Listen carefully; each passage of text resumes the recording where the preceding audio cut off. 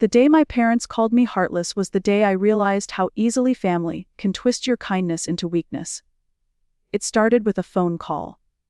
My younger sister, Leela, spoke with a casual sweetness that I had come to mistrust over the years. "Oh, by the way," she said, "Mom and Dad told me they'll be moving in with me.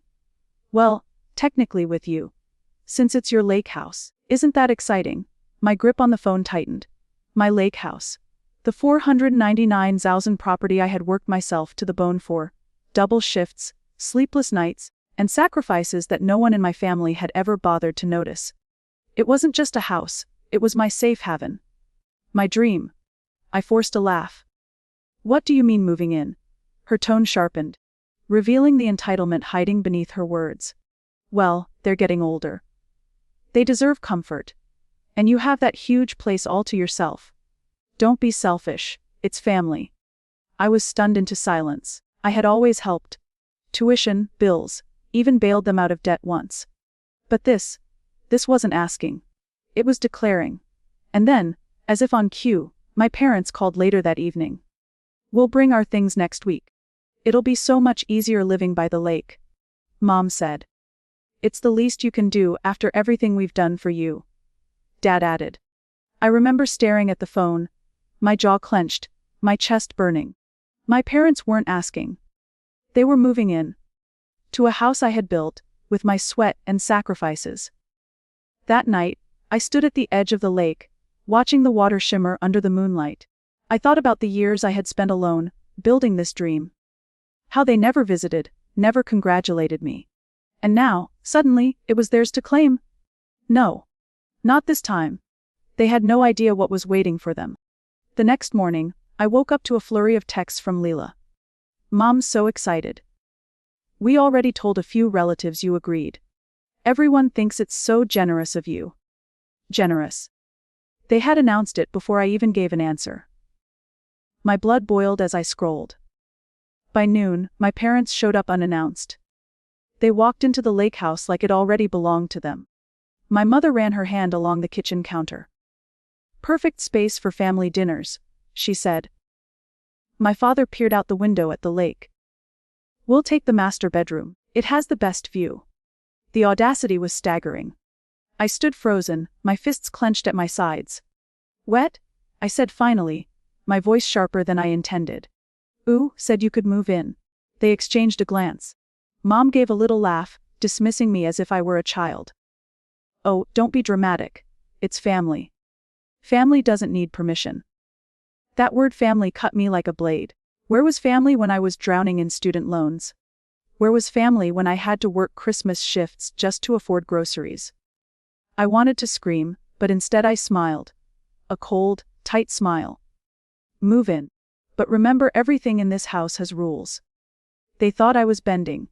They thought I was surrendering. But inside, I was already planning. Because if they wanted to play games in my house, they had no idea just how cruel I could be when pushed. Days turned into weeks, and my lake house no longer felt like mine. My parents moved in as if they had paid for every brick. My sister Leela paraded around, calling it our summer getaway whenever her friends came over. They didn't contribute a dime. The fridge I stocked emptied overnight. The utility bills skyrocketed. Even the gardener I paid was suddenly taking orders from my mother as if she were the owner. One evening, after a long day at work, I came home to find my father lounging in the living room recliner, with his muddy shoes kicked up on the armrest. My sister sprawled across the couch scrolling her phone, while my mother stirred something in the kitchen. "Dinner's late," Mom said without even turning to look at me. I blinked. "Dinner's late. I don't cook for you," I snapped. She gave me a look of pure disdain. "You live here too. Everyone has responsibilities. Don't act selfish." Selfish. That word burned. The irony of it was unbearable. Leela chimed in, smirking. "You should be grateful. Without us, this place would feel lonely. We're giving you a family atmosphere." I wanted to shout, "No, you're stealing my peace, my hard work, my sanctuary." But I stayed quiet, biting my tongue until it nearly bled. Because in silence, I had the advantage.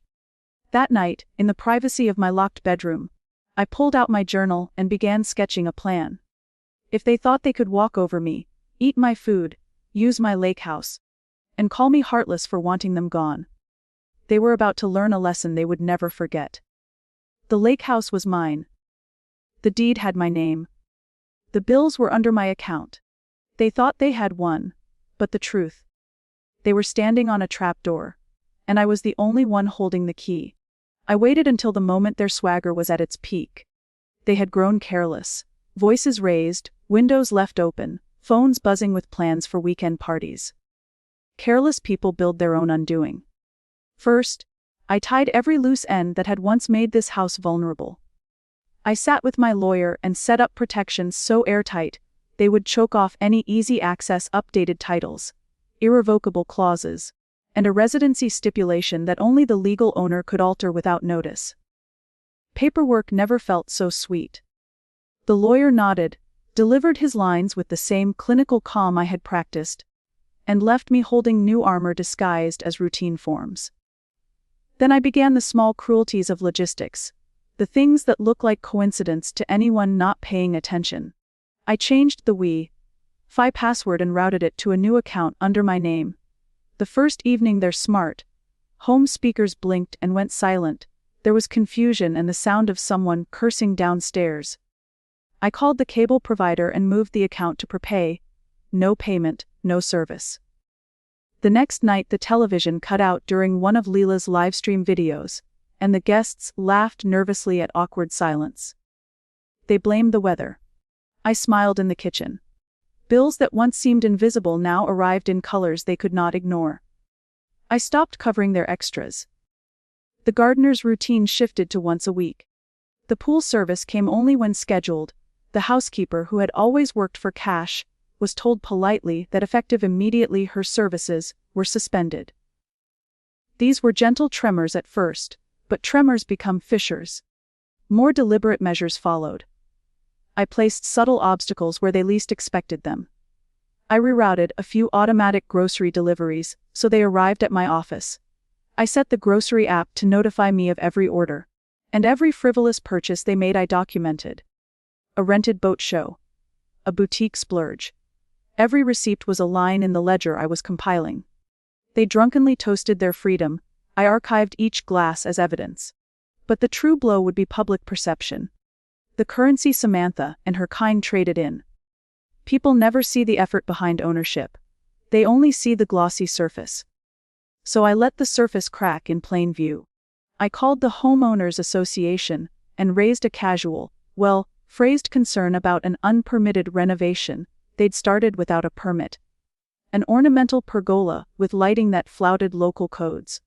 A polite inspector arrived 3 days later. The pergola, which Leela had bragged about on social media, was tagged for removal until proper approvals were filed. Pride curdled into panic. Next, I used the ledger. I arranged a quiet meeting with a trusted accountant who, without drama, reviewed the company shares that Leela and my parents had assumed were theirs. He produced a statement, neat, impassive, that showed liens, outstanding corporate taxes, and conditional clauses that rendered the shares illiquid. The next morning a family friend came over and, accidentally, mentioned a worrying rumor about the company's health. Guests' whispers multiplied. Invitations started to dry up. Through it all I kept my face gentle. I made coffee for my mother in the mornings. I repaired the screen door myself when the latch stuck. Kindness is the perfect disguise for a plan. They mocked me for being old and sentimental. They called me heartless to our relatives. Let them call me what they would. The folder in my bedside drawer grew heavier with each passing day, thick with receipts, dates, and the exact time their entitlement had become audacity. The tipping moment came when the bank representative appeared at the doorstep with papers and a soft voice. My parents were in the kitchen, mid-complaint about missing eggs. Leela was rearranging pillows for a photo. The representative handed over documents and explained, without malice but with legal precision, that several accounts were subject to review due to irregular transfers flagged for audit. The room froze. Faces drained. For a split second I saw shame, then fear, their favorite emotion only they ever gave to others. Leela's breath hitched. "What did you do?" she demanded, desperation flaring. I folded my hands and replied with the same steady calm I had exercised all along. "I kept the home I built.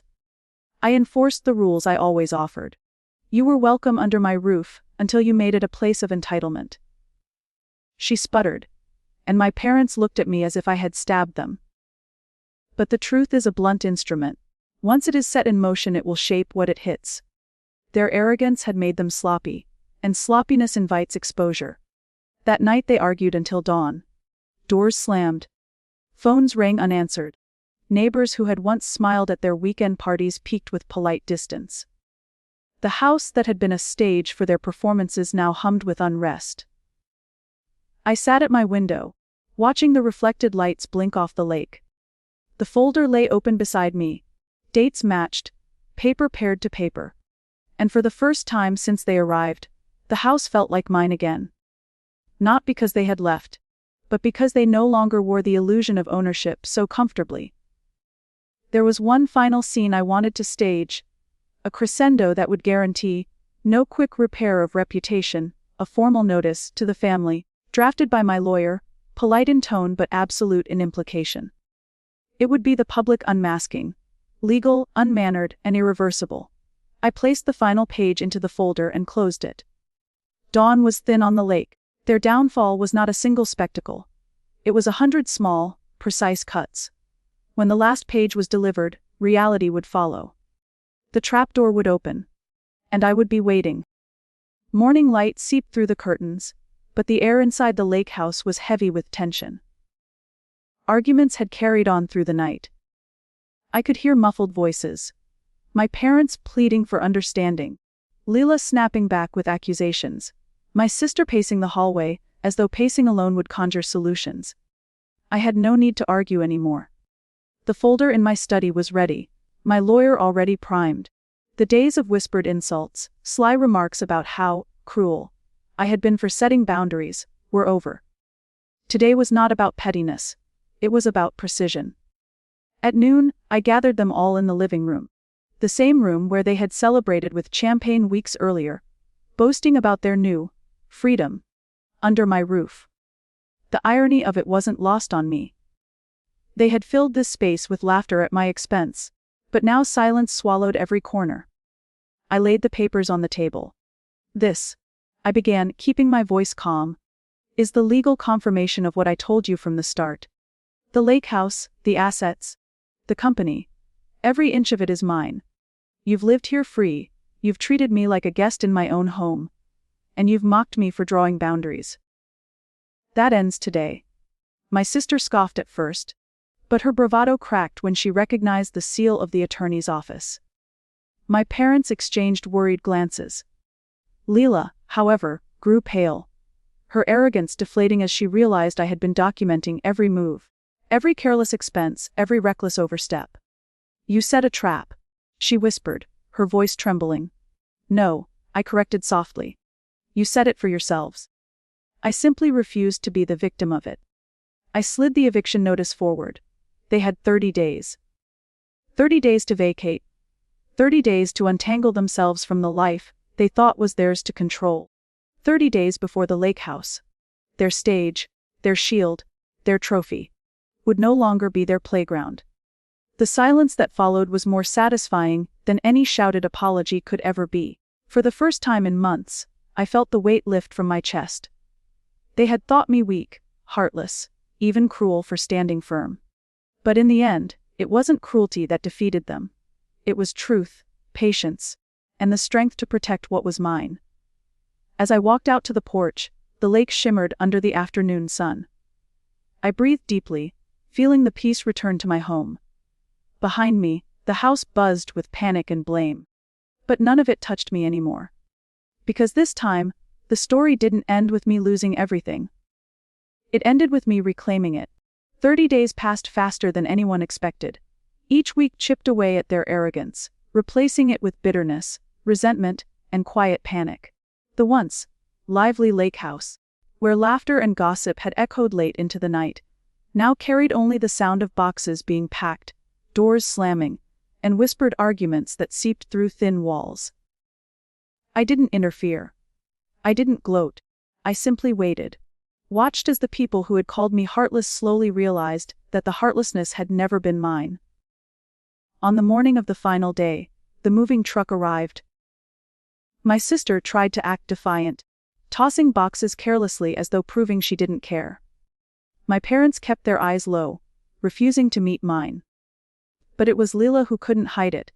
Her eyes burned with fury, her pride shattered, her lips trembling with words she couldn't say aloud. The neighbors gathered discreetly, pretending to water lawns or walk dogs. Whispers spread quickly in small communities, and everyone knew the story now. The cruel child wasn't cruel after all, just firm. And the freeloaders who had claimed the lake house as their own were being driven out by the very person they had belittled. Leela finally snapped, her voice sharp as she turned to the small audience forming across the street. "He's a monster? He threw his own family out? Can you believe it?" But the neighbors didn't nod in sympathy. They shook their heads, some with pity, others with disdain. One older woman even muttered, just loud enough for everyone to hear, "No, dear. He just stood up for himself." About time, too. The humiliation washed over them like cold rain. For once, no one came to their defense. No one believed their lies. Their last weapon, their ability to twist the truth, was gone. When the truck finally pulled away, I stood on the porch, arms crossed, watching the taillights disappear down the road. The silence that followed was deafening, but in the best way possible. The lake house was mine again. Peaceful, untainted, free of the parasitic presence that had drained it for so long. That evening, I poured myself a glass of wine and sat on the porch swing, the lake shimmering under the twilight. For the first time in months, I felt truly at home. Not just in the house but in myself. They thought I'd be too soft, too weak, too bound by guilt to ever stand firm. But in the end, it wasn't me who lost everything. It was them. And the most satisfying part, they had no one to blame but themselves.